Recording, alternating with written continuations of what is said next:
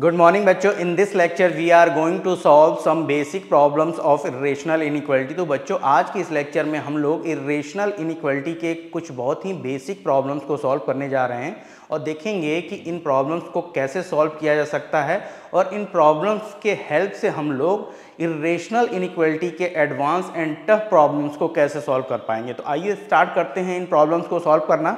जैसे first problem को अगर हमें सॉल्व करना है तो ये एक इरेशनल इनइक्वालिटी दी है, इसको सॉल्व करके हमें x की वो सभी वैल्यू कैलकुलेट करनी है जो इस गिवन इरेशनल इनइक्वालिटी को सेटिस्फाई करे। तो हम लोग कैसे सॉल्व कर पाएंगे? देखो, जैसे इस इरेशनल इनइक्वालिटी के लेफ्ट हैंड साइड को मैं अगर ऑब्जर्व करूं तो यहाँ पे दो टर्म्स हैं। कौन कौन से टर्म? पहला टर्म ये है और दूसरा टर्म ये है। तो सबसे पहले अगर मान लो हम लोग इन दोनों ही टर्म को डिफाइन करने की कोशिश करें तो ये रूट ऑफ 3x + 15 को कैसे डिफाइन किया जा सकता है? इसको अगर डिफाइन करना है तो 3x + 15 की वैल्यू हमेशा या तो ग्रेटर देन 0 होगी या ग्रेटर या इक्वल टू 0 होगी। ठीक है, यानी इसकी वैल्यू या तो 0 होगी या 0 से बड़ी होगी। ठीक है, तभी रूट ऑफ 3x + 15 को डिफाइन किया जा सकता है। यहाँ से x की वैल्यू क्या मिल जाएगी? यहाँ से हमें x की वैल्यू मिल जाएगी ग्रेटर देन इक्वल टू -5। इतनी बात समझ में आ गई। इस इरेशनल इनइक्वालिटी के सेकंड टर्म को अगर डिफाइन करना है तो इसको कैसे डिफाइन कर सकते हैं? x + 6 की जो वैल्यू होगी वो हमेशा क्या होनी चाहिए? ग्रेटर देन इक्वल टू 0 होनी चाहिए, यानी x की जो वैल्यू होगी वो ग्रेटर देन इक्वल टू -6 होनी चाहिए। इतनी बात समझ में आ गई। इन दोनों का अगर इंटरसेक्शन लें तो हम लोग लिख सकते हैं कि जब x की value greater than equal to -5 होगी तो x की इन वैल्यूज के लिए इन दोनों ही टर्म्स को हम लोग साइमल्टेनियसली डिफाइन कर सकते हैं। ठीक, इतनी बात समझ में आ गई। मतलब x की जब वैल्यू हम लोग -5 के बराबर या इससे बड़ी लेंगे तो इस इनइक्वालिटी का जो फर्स्ट टर्म है ये क्या देगा? रियल वैल्यू देगा। सेकंड टर्म भी क्या देगा? रियल वैल्यू देगा। पहली बात ये। दूसरी बात ये कि फर्स्ट टर्म एक रियल पॉजिटिव वैल्यू देगा और दूसरा भी टर्म क्या होगा? एक रियल पॉजिटिव वैल्यू देगा। ठीक है, तो ये भी एक पॉजिटिव वैल्यू है और ये भी एक पॉजिटिव वैल्यू है। अगर हम दो पॉजिटिव रियल वैल्यूज को ऐड करते हैं तो हमेशा क्या मिलता है? हमें हमेशा एक पॉजिटिव रियल वैल्यू मिलता है। तो क्या कोई पॉजिटिव रियल वैल्यू 0 के बराबर या 0 से छोटा हो सकता है? कभी भी नहीं हो सकता। इसका मतलब ये हुआ कि x की कोई ऐसी वैल्यू मिलेगी ही नहीं जो -5 के बराबर या 5 से बड़ी हो और इस इनइक्वालिटी को सेटिस्फाई कर सके। ठीक है, तो इसका मतलब हम लोग कह सकते हैं इसका जो सॉल्यूशन होगा x बिलोंग्स टू क्या होगा?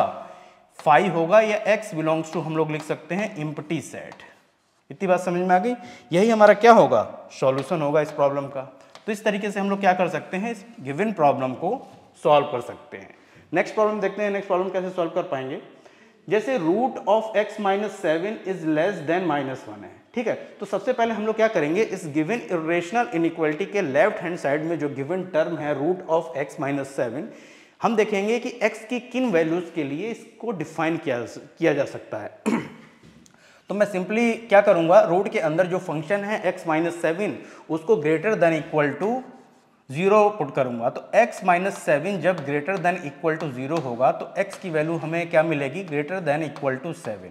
यानी जब x की वैल्यू या तो 7 हो या 7 से बड़ी हो तो रूट ऑफ x - 7 को डिफाइन किया जा सकता है। डिफाइन करने का मतलब ये है कि ये हमेशा रियल वैल्यू देगा।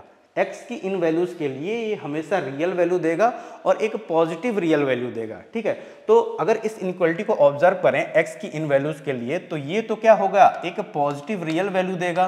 तो क्या कोई पॉजिटिव रियल वैल्यू -1 के बराबर या -1 से छोटी हो सकती है? कभी भी नहीं हो सकती है। यानी x की कोई ऐसी वैल्यू होगी ही नहीं जो 7 से के बराबर या 7 से बड़ी हो और वो इस इनइक्वालिटी को सेटिस्फाई कर सके। तो हमारा जो सॉल्यूशन होगा क्या होगा? x बिलोंग्स टू 5 या x belongs to empty set.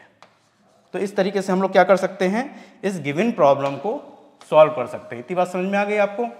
ठीक है, तो इस तरीके से हम लोग क्या कर सकते हैं? इस प्रॉब्लम को सॉल्व कर सकते हैं। प्रॉब्लम नंबर 3 देखते हैं। प्रॉब्लम नंबर 3 को कैसे सॉल्व कर सकते हैं? देखो, ये एक इरेशनल इनइक्वालिटी है। इस इरेशनल इनइक्वालिटी के लेफ्ट हैंड साइड में दो टर्म्स हैं। पहला टर्म ये, दूसरा टर्म ये। ठीक है, तो हम लोग सबसे पहले चेक करेंगे कि x की किन वैल्यूज के लिए ये दोनों ही टर्म डिफाइंड हैं। ठीक है, तो मैं यहाँ पे क्या लिख सकता हूँ? मैं यहाँ पे लिख सकता हूँ, फर्स्ट टर्म के लिए मैं बात कर रहा हूँ, फिर मैं सेकंड टर्म की बात करूँगा। फर्स्ट टर्म की बात करूँगा, अगर फर्स्ट टर्म को डिफाइन करना है तो 12 माइनस 2x की जो वैल्यू होगी वो क्या होनी चाहिए, हमेशा ग्रेटर देन इक्वल टू 0 होनी चाहिए।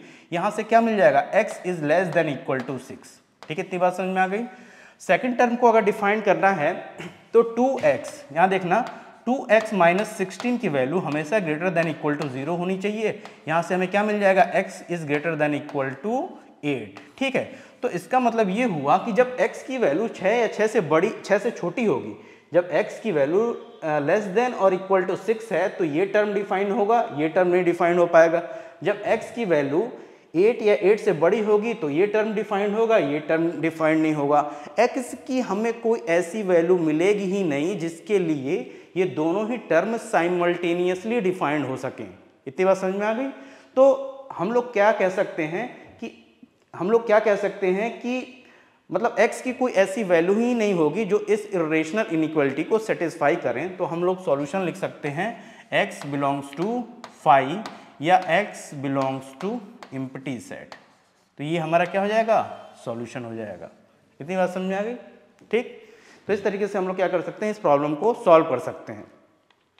अब प्रॉब्लम नंबर 4 को देखते हैं। प्रॉब्लम नंबर 4 को कैसे सॉल्व कर पाएंगे, देखो यहाँ पे क्या है, ये है क्या, ये लिखा हुआ है root of -3 minus x is less than x minus 70 to the power 1/7।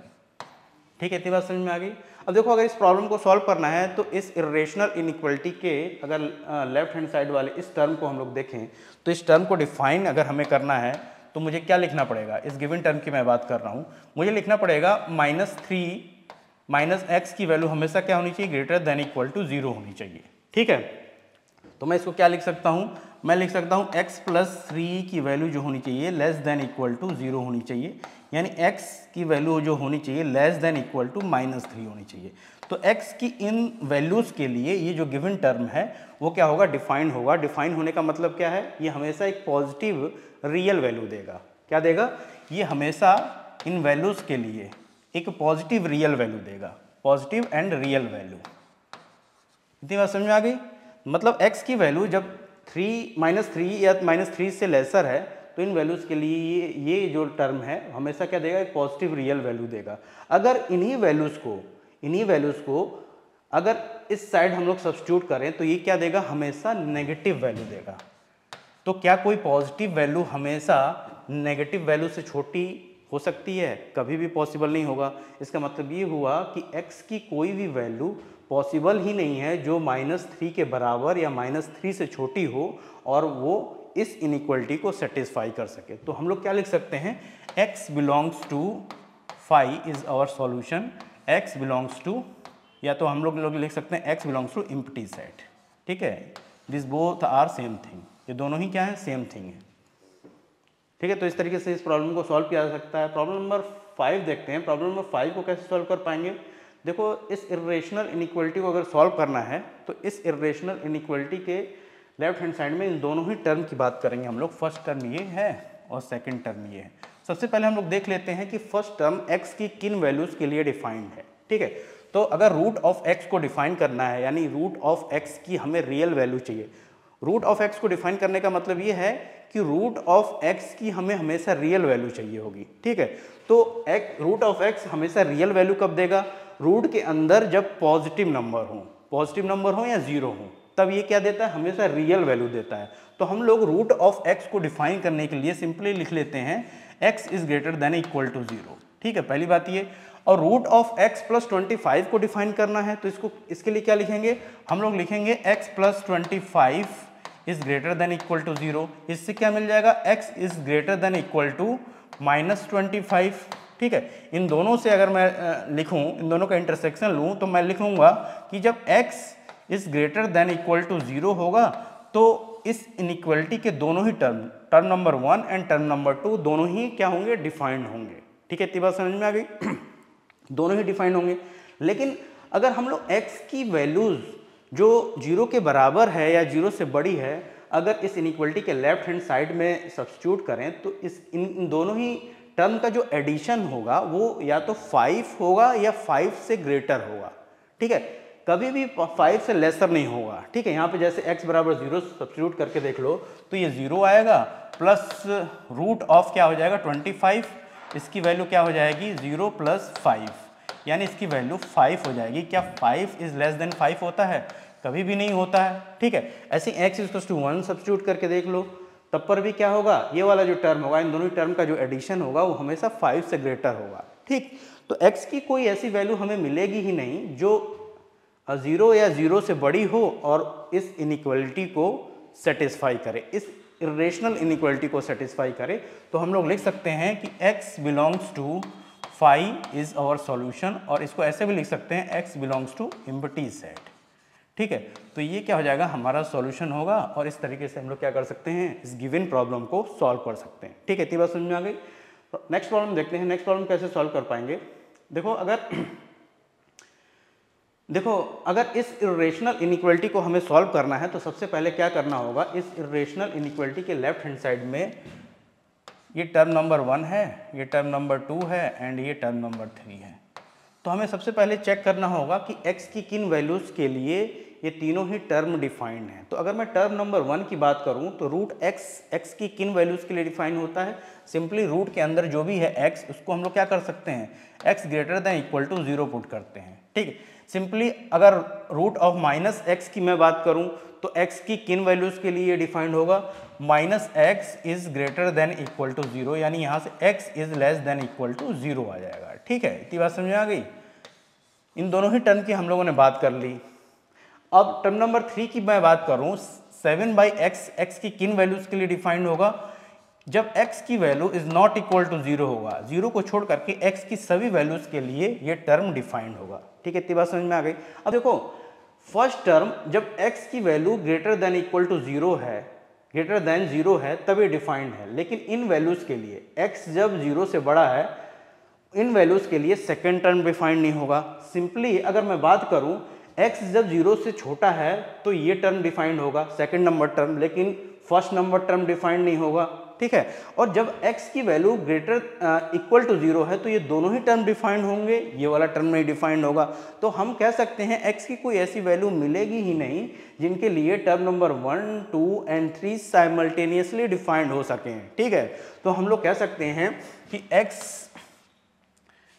x की कोई ऐसी वैल्यू मिलेगी ही नहीं जो इस इरेशनल इनइक्वालिटी को सेटिस्फाई करे। तो हमारा जो सॉल्यूशन होगा x बिलोंग्स टू क्या हो जाएगा, फाई, और x belongs to empty set. तो इस तरीके से हम लोग क्या कर सकते हैं, इस गिवन प्रॉब्लम को सॉल्व कर सकते हैं। यही हमारा क्या हो जाएगा, आंसर हो जाएगा।